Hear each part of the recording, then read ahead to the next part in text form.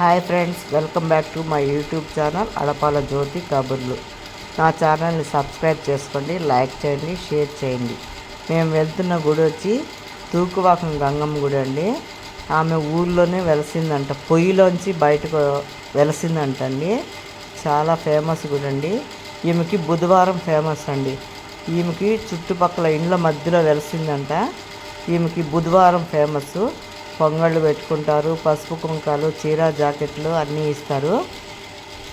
ఈ గుడి ప్రత్యేకత ఏమంటే ఆమెకి పైకప్పు కానీ ఏమీ కట్టకూడదంటండి. పైకప్పు ఎండకి ఎండుతూ వర్షానికి తడుస్తూనే ఉండాలంట. ఆమెకు మొక్కున్నవన్నీ నెరవేరుతున్నాయి.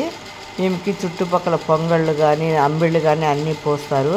చూడండి, ఈమెకి పూలంకరణ, పసుపు కుంకుమ, చీర జాకెట్టు, గాజులే ఈమెకి ఇవ్వాల్సింది.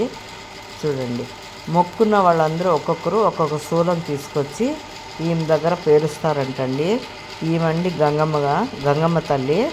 చుట్లు బొట్లతో ఈమెను అలంకరించారు. ప్రతి బుధవారం అలంకరణిస్తారు. పూలు తెచ్చి ఆ పాప పోస్తారంట. చుట్టుపక్కల చూడండి ఎంత చెట్లు, పొంగళ్ళు పెట్టుకోవడానికి అంత చుట్టుపక్కల ఖాళీ ప్లేసు అంతా బాగుందండి. కూర్చోవడానికి అరుగు, చెట్లు, నీళ్లు, పక్కన శూలాలు చూడండి ఎన్ని నాటారో. మొక్కున్న వాళ్ళందరూ ఒక్కొక్క శూలం తీసుకొచ్చి నాటుతారంటండి. చూడండి, తూకువాకం గంగమ్మ తల్లి. Thank you for watching.